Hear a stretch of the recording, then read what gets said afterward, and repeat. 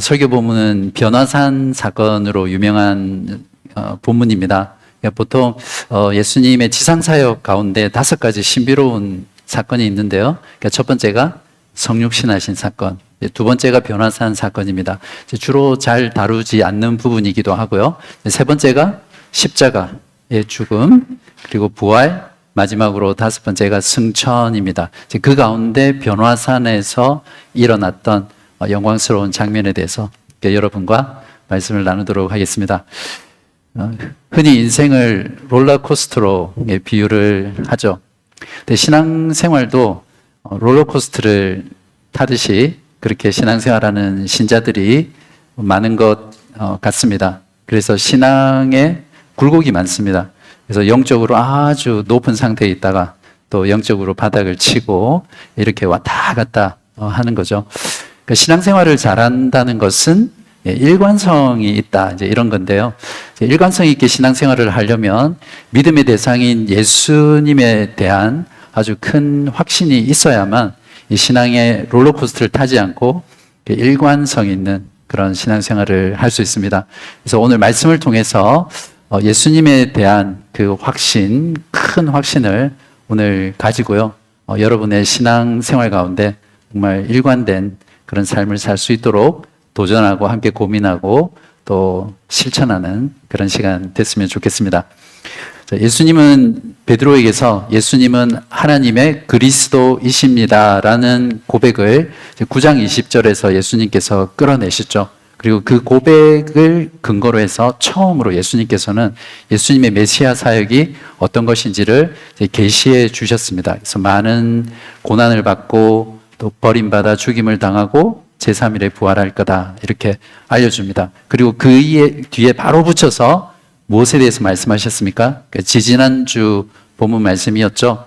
예수를 따라가는 제자도의 본질, 제자가 치루어야 될 대가, 이제 거기에 대해서 저희들이 말씀을 나눴습니다. 이 말을 들었던 제자들은 아마 마음속에 많이 힘들었을 겁니다. 예수를 따른다는 것 삶 자체가 너무나 큰 대가를 지불해야 된다는 것도 힘들었지만 자기들이 생각했던 그 메시아, 그것과 너무 다른 예수님의 말씀이었거든요. 좀 있다가 죽으실 거라고 하니까 이 제자들은 낭만도 되고 또 많이 어떤 그 어려운 가운데 있었을 거라고 생각할 수 있습니다. 사람의 속성이 보통 그렇습니다. 부정적인 것하고 긍정적인 것이 같이 이렇게 있으면 항상 긍정적인 건 잘 안 봐요. 부정적인 것에 마음이 꽂히죠. 그래서 예수님이 분명히 고난받고 버림당하고 죽임당한 후에 그 다음 뭡니까? 제3일에 살아난다. 부활에 대한 정말 긍정적인 말씀을 하셨거든요. 근데 제자들은 이 부분은 아예 그냥 듣지 않는 겁니다. 앞에의 마음이, 부정적인 것에 마음이 다 쏠려가지고 그것으로 근심하고 낭망하고 그랬죠.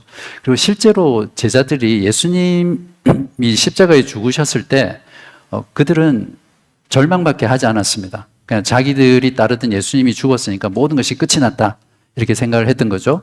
그리고 심지어는 예수님이 부활하시고 나신 후에도 자기들 눈으로 똑똑히 보기 전까지는 못 믿겠다 하고 예수님의 부활조차도 믿지 않았습니다. 그들이 정말 3일에 부활할 것이라는 그 예수님의 말씀을 꼭 붙잡고 믿었다면 예수님이 죽으셨을 때도 안심할 수 있었겠죠. 소망할 수 있었겠죠. 근데 제자들은 이 단계에서는 철저하게 부정적인 것에 집중했던 상태입니다. 이대로 두면 안 되겠죠. 이 제자들이 누굽니까? 나중에 예수님께서 지상을 떠나시고 나면 예수님을 대신해서 하나님 나라의 복음 전파 사역, 구원 사역을 해야 될 사도들이거든요. 그래서 예수님은 이들에게 좀 강한 확신을 주기 위해서, 물론 나중에 이 장면을 떠올리고 그런 확신을 가졌지만 예수님 자신의 어떤 영광을 이 제자들에게 보여줍니다. 어떤 영광인지 하나씩 살펴보겠습니다. 먼저 28절을 보십시오. 이 말씀을 하신 후 8일쯤 되어 예수께서 베드로와 요한과 야고보를 데리고 기도하시러 산에 올라가사. 베드로가 신앙 고백한 장소는 마태복음을 보면 가이사랴 빌립보라는 곳입니다. 지도에 보시면 3번에 해당하는데 여기에서 8일 정도, 베드로가 고백한 뒤에 8일쯤 뒤에 예수님께서 12제자 중에 베드로, 요한, 야고보 이 세 제자를 데리고 기도하러 산으로 가십니다. 이 산은 학자들마다 의견이 여러 가지가 있기 때문에 정확하진 않지만 크게 다볼산 2번입니다. 다볼산이거나 아니면 헤르몬산이다. 이렇게 생각하면 됩니다. 근데 누가는 어쨌든 어떤 산인지를 중요하게 다루고 있지는 않습니다. 더 중요한 것은 우리가 누가복음을 읽을 때 누가가 강조하는 것처럼 예수님께서 기도하신다라는 표현이 나오면 어떻게 해야 됩니까? 이제 곧 하나님의 놀라운 계시가 드러나거나 아주 중요한 사건이 일어날 것이다. 이것을 여러분이 기대를 해야 합니다. 누가는 계속해서 그걸 강조하고 있거든요. 정말 기도하실 때 신비로운 일들이 일어납니다. 29절입니다. 기도하실 때에 용모가 변화되고 그 옷이 휘어져 광채가 나더라. 예수님의 용모가 변화되었습니다. 용모라는 것은 예수님의 얼굴의 모습이죠. 여기서 변화되었다라는 이 표현도 지난주에 말씀드렸지만 로마서 12장 2절에 변화를 받아라고 할 때 그 변형되다, transfigure 됐다라는 그 단어라고 말씀을 드렸죠. 그러니까 단순히 그냥 change가 아니라 형태가 이렇게 변형되신 것으로 이해를 하셔야 됩니다. 마태복음 17장 2절에 보시면 예수님의 얼굴이 해같이 빛났다 이렇게 표현하고 있습니다. 성경에서 얼굴에서 빛이 난 사람이 한 명 더 있습니다. 혹시 기억나세요? 네, 모세죠. 출애굽기 34장 29절에 보시면 모세가 그 증거의 두 판을 모세의 손에 들고 시내산에서 내려오니 그 산에서 내려올 때에 모세는 자기가 여호와와 말하였으므로 말미암아 얼굴 피부에 광채가 나나 깨닫지 못하였더라. 그러니까 모세가 십계명이 적힌 돌판을 들고 내려오는데 자기도 몰랐지만 이 얼굴에서 피부에서 이제 광채가 막 나는 거예요. 빛이 나는 거예요. 자, 그러면 여기서 모세의 얼굴에 빛이 난 것이랑 예수님의 얼굴에 빛이 난 것이랑 같은 겁니까? 아니면 다른 겁니까? 네, 다른 거겠죠. 네, 쉽게 이해하기 위해서 햇볕, 그러니까 태양하고 달을 비교하시면 됩니다. 자, 태양은 그 자체로 빛을 발산하기 때문에 우리가 발광체라고 하죠. 근데 달은 어떻습니까? 그 달 자체가 빛을 발산하는 건 아니잖아요. 태양빛을 받아서 반사시키는 거죠. 그래서 반사체 이렇게 표현을 합니다. 그러니까 모세가 얼굴에 빛이 난 거는 하나님과 대화하고 하나님의 그 영광의 빛을 받아서 반사하는 영광이라고 이해를 하시면 되고요.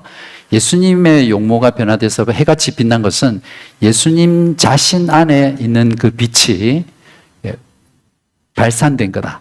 이렇게 이해를 하시면 정확한 이해입니다.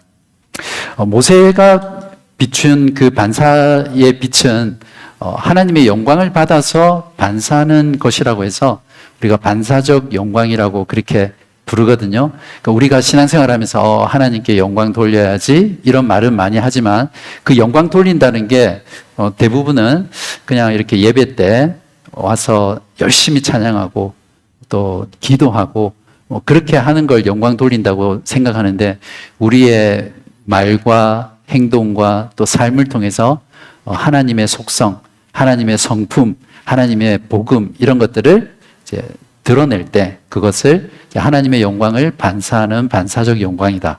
이렇게 부릅니다. 그러니까 여러분이 세상 가운데서 살아가는 그 모든 삶 속에서 여러분이 하나님의 영광을 반사하는 그런 삶을 살아갈 때 그것이 하나님께 영광 돌리는 삶입니다. 예수님은 자신 안에 있는 그 빛으로 발산한 빛이기 때문에 이것을 발산적 영광이다. 이게 조금 어려울 수 있는데 태양처럼 빛을 그 자신 안에서 비추어 내는 거죠. 그래서 이러한 속성은 사람에게는 없는 하나님에게만 있는 유일한 속성이라고 해서 본유적 영광이다. 이렇게 표현합니다. 그러니까 여러분들이 이런 내용들을 알면 하나님의 영광에 대해서 이해할 때 더 깊고 풍성하게 이해할 수 있을 것입니다. 여기서 보였던 예수님의 영광은 예수님께서 성육신 하시기 이전에 이미 성부, 성자, 성령 하나님의 함께 가졌던 영광이었고요. 또 예수님께서 다시 재림해서 오실 때 우리가 보게 될 그 영광을 미리 보여주는 예수님의 영광입니다. 새 제자들은 예수님 자신 안에 발산하는 이 빛을 보고 이 영광을 보고 예수님이야말로 정말 그냥 인간이 아니라 완전한 인간이시면서 완전한 하나님이시다라는 것을 마음속에 깊이 지울 수 없을 만큼 분명하게 확신했을 것입니다. 저와 여러분도 마찬가지입니다. 우리에게 성경 66권이 있잖아요. 그래서 이 성경을 읽을 때 이 성경 말씀을 통해서 우리는 이 예수님의 영광을 볼 수 있거든요. 그래서 오늘 본문 같은 본문을 우리가 보면서도 우리가 그 현장에 있지는 않았지만 예수님의 이 놀라운 하나님의 영광을 우리가 보고 경험하고 믿을 수 있습니다. 그래서 성경을 읽을 때 드러나는 예수님의 영광을 통해서 우리의 믿음에 강한 확신을 가질 수 있게 되겠죠. 이제 두 번째 영광으로 넘어가 보겠습니다. 누가복음 9장 30절에 보시면 예수님의 용모가 변형되었을 때 갑자기 모세와 엘리야가 등장합니다.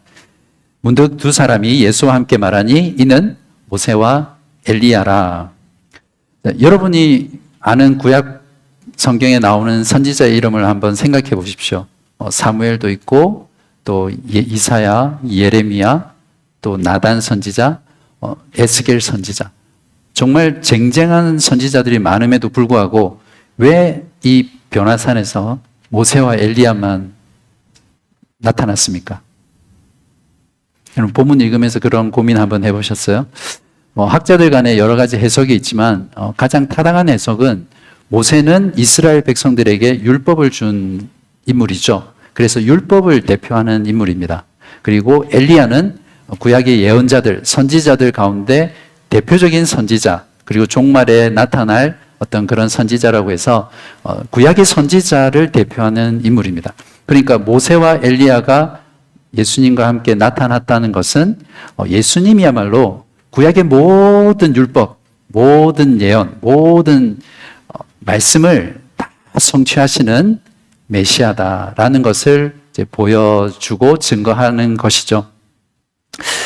그런데 모세와 엘리야가 예수님과 어떤 주제를 가지고 한 가지 주제를 가지고 대화를 합니다. 31절에 보시면 영광 중에 나타나서 장차 예수께서 예루살렘에서 별세하실 것을 말하세.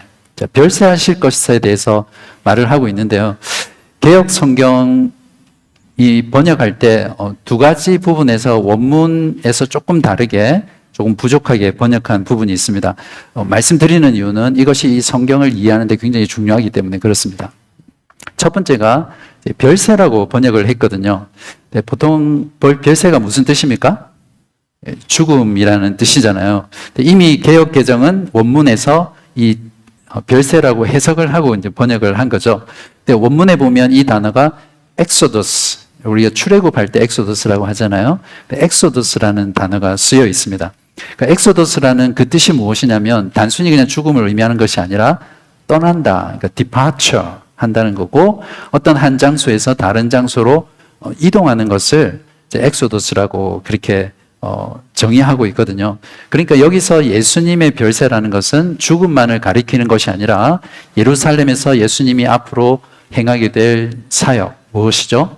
죽음, 부활, 승천 모두를, 즉 예수님의 지상의 구원 사역 모두를 이제 포함하는 떠나가심이다. 이렇게 이해를 하셔야 됩니다. 그리고 또 하나 빠뜨린 게 뭐냐면 성취하다라는 부분을 개역 개정은 빼먹었습니다. 원문이나 영어 성경 ESV에 보면 잘 번역을 해놨는데요. 그러니까 지금 예수님의 이 떠나가심은 그냥 우연히 인간의 악에 의해서 일어난 사건이 아니라 하나님께서 계획하신 그 뜻이 하나님의 섭리에 의해서 이루어지는 일이다라는 것을 말해주고 있는 것이죠. 그래서 새 번역은 이 부분을 정확하게 잘 번역을 해놨더라고요.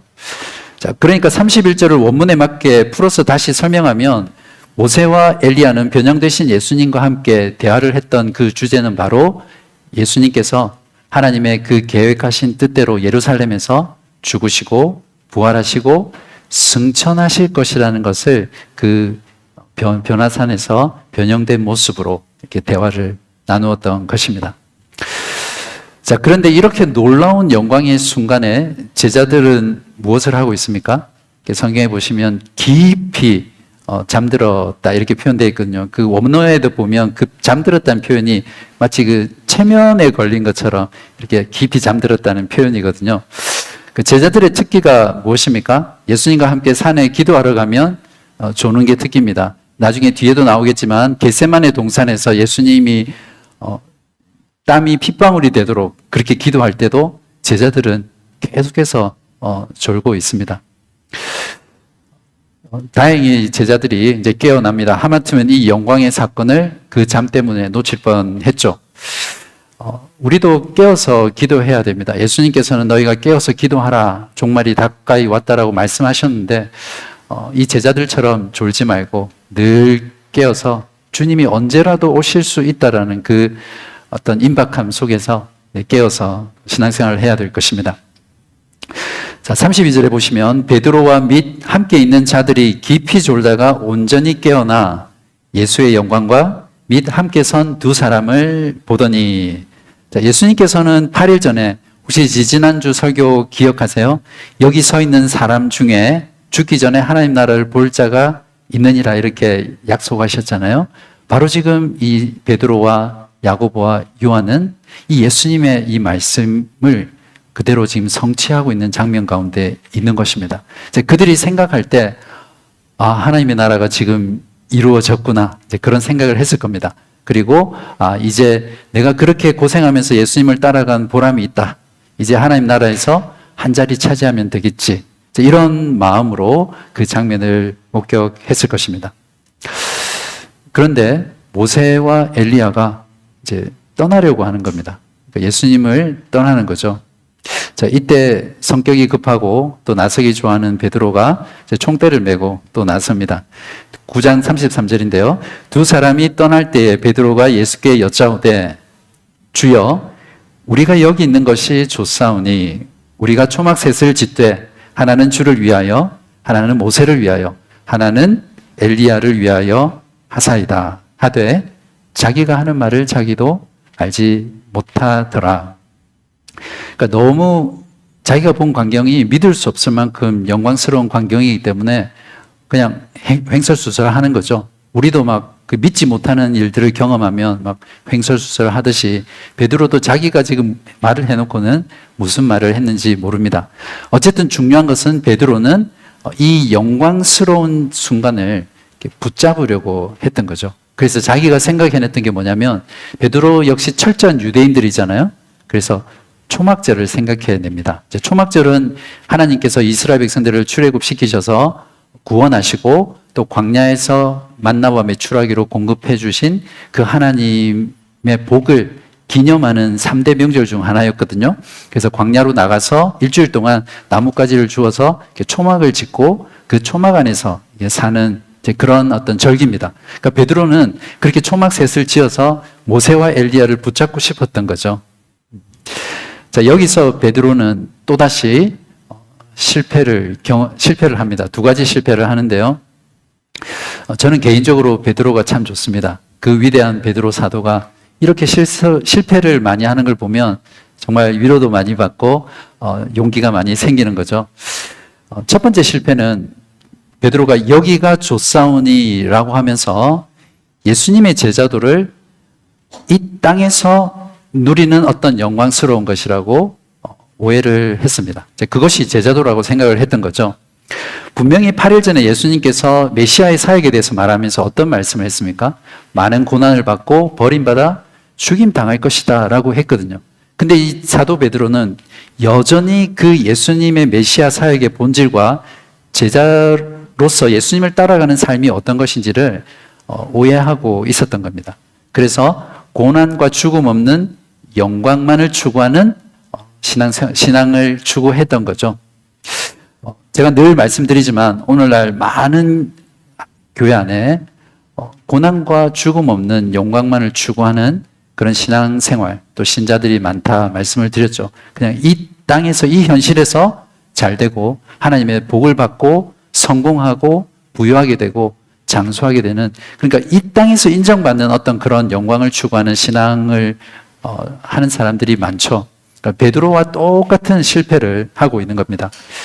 자, 두 번째 실패는 무엇이냐면 자기 입으로 분명히 20절에서 예수는 하나님의 그리스도신이다 고백을 했잖아요. 그러니까 100점짜리 신앙 고백이었고 정통한 신앙 고백이었는데 여전히 예수님에 대해서 오해를 하고 있습니다. 지금 어떤 오해를 하고 있습니까? 예수님을 모세하고 엘리야하고 동급인 선지자로 취급을 하고 있는 것이죠.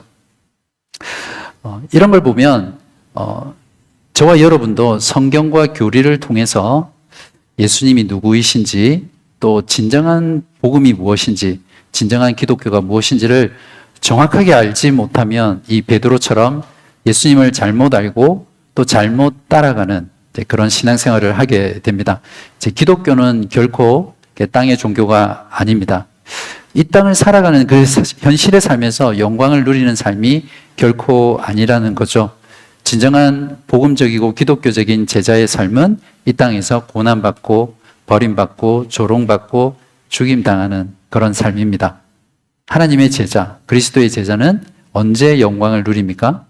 예수님이 다시 오실 때, 그때 비로소 진정한 영광을 누리는 것이 참된 기독교입니다. 자, 이렇게 모세와 엘리야를 통해서 제자들에게 확신을 주기 위해 미리 보여주신 예수님의 영광은 무엇이었습니까? 구약의 모든 말씀을 성취하시는 메시아의 영광이었습니다. 이제 마지막으로 제자들에게 확신을 주기 위해 미리 보여주신 예수님의 영광은 하나님 아버지께 인정을 받으신 영광입니다. 자, 베드로가 예수님께 횡설수설하면서 초막셋을 지읍시다 이렇게 요청했을 때 구름 속에서 하나님이 대답을 하십니다. 자, 9장 34절에서 35절인데요. 우리 이 부분은 같이 한번 읽어보겠습니다. 시작. 이 말 할 즈음에 구름이 와서 그들을 덮는지라. 구름 속으로 들어갈 때에 그들이 무서워하더니 구름 속에서 소리가 나서 이르되 이는 나의 아들 곧 택함을 받은 자니 너희는 그의 말을 들으라 하고. 네. 구름은 하나님의 임재와 영광을 상징하는 거죠. 자, 여기서 하나님 아버지께서 예수님을 인정하신 영광은 세 가지인데요. 첫 번째는 이는 나의 아들이라고 했으니까 예수님은 하나님 아버지의 아들이라고 인정을 받으신 겁니다. 그리고 두 번째 인정은 곧 나의 택함 받은 자라고 하시면서 예수님을 하나님의 그리스도로 인정을 하셨습니다. 그러니까 택함을 받았다라는 것은 성경에서 내가 기뻐하는 자, 내가 택한 종, 기름 부음 받은 자 이런 말하고 다 똑같은 말입니다. 그게 다 메시아, 그리스도라는 말이죠. 그러니까 이 두 번째 말씀에서도 예수님은 하나님의 그리스도로 인정을 받으신 겁니다. 자, 이것을 이사야 42장 1절에서 정확하게 예언을 하고 있는데요. 내가 붙드는 나의 종, 내 마음에 기뻐하는 자, 곧 내가 택한 사람을 보라. 내가 나의 영을 그에게 주었은즉 그가 이방의 정의를 베풀리라. 이사야 선지자는 이 제자들이 살던 시대보다 약 700년 전에 선지자였거든요. 근데 그 이사야서를 기록하면서 이사야 선지자가 이 예수 그리스도 메시아를 예언하고 있다는 것은 참 놀라운 거죠. 그래서 여러분이 구약 성경을 반드시 읽어야 되고 또 구약 성경을 읽을 때 항상 이 말씀이 어떻게 예수 그리스도에게서 성취되고 그분의 사역 가운데 어떻게 드러나는지를 항상 생각하면서 읽어야 구약 성경을 이제 정확하게 읽을 수 있습니다. 자, 하나님 아버지께서는 예수님께서 공생애를 시작하시기 전에 처음 세례 받으실 때 그때도 하나님의 그리스도라는 것을 인정하셨죠. 너는 내 아들이다. 내 기뻐하는 자다. 그렇게 말씀하셨죠. 이제 곧 예수님은 십자가를 지러 예루살렘으로 가십니다. 그 구속의 사역을 앞두고 하나님 아버지께서는 하늘에서 구름 가운데서 다시 이 아들을 하나님의 그리스도라고 인정하신 거죠. 그러니까 하나님 아버지께서 예수 그리스도를 그리스도로 인정하신 영광입니다. 자, 그러므로 구름 속에서 들린 이 하나님의 소리는 사도 베드로가 어떤 고백을 했습니까? 예수님은 하나님의 그리스도 신이다.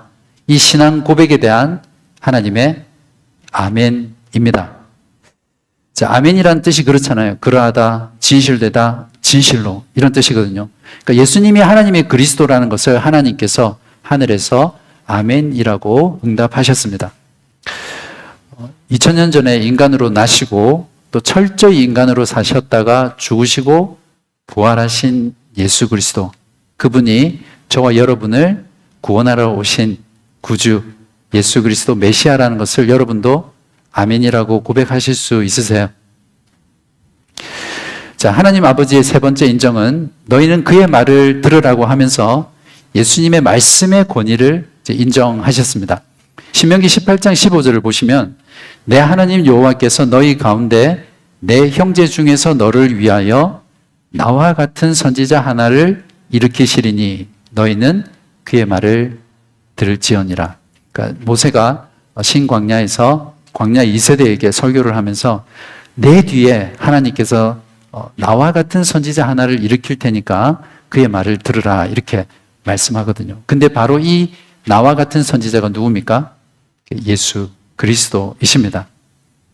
그러니까 하나님 아버지께서 제자들에게 너희는 그의 말을 들어라 라는 이렇게 말을 했을 때 이 말은 이스라엘 백성들이 모세의 말을 들어야만 하나님께로 나아가는 구원의 길을 얻을 수 있는 것처럼 이제 제자들에게 하나님께서 말씀하시면서 너희는 예수 그리스도의 말을 들어야만 하나님께로 나아가는 구원의 길, 새로운 삶을 얻을 수 있다라는 것을 지금 말씀하시는 거죠. 즉 예수님의 말씀의 권위를 하나님께서 인정하고 있습니다. 자, 이처럼 제자들에게 확신을 주기 위해 미리 보여주신 예수님의 영광은 하나님 아버지로부터 하나님의 아들로서 하나님의 그리스도로서 또 예수님의 말씀의 권위로서 인정을 받으신 영광이었습니다. 제자들이 예수님의 영광을 미리 보았기 때문에 그들은 예수님이 누구신지에 대한 정확한 지식과 함께 정말 지울 수 없는 그 강한 확신 가운데 나아갈 수 있었습니다. 나중에 예수님께서 승천하시고 지상에 계시지 않을 때 이 사도들이 복음 사역을 어떻게 했습니까? 어떠한 반대, 어떠한 저항, 어떠한 핍박에도 굴하지 않고 끝까지 용기 있게 포기하지 않고 예수는 그리스도라는 것을 증거하면서 살았습니다. 이제 저와 여러분 역시 이 기록된 말씀을 통해 제자들이 본 것처럼 예수님의 영광을 보신 분들입니다.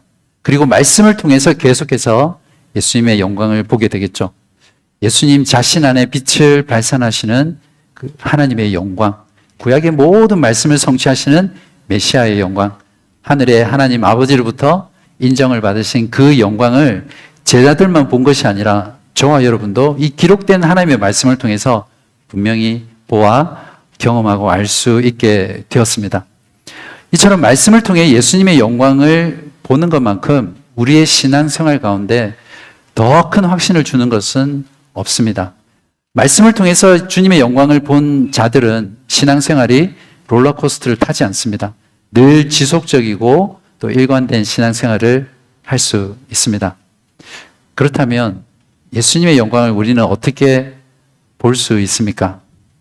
우리가 예수님의 영광을 볼 수만 있다면 일관된 신앙생활을 꾸준하게 할 수 있는데 어떻게 볼 수 있습니까?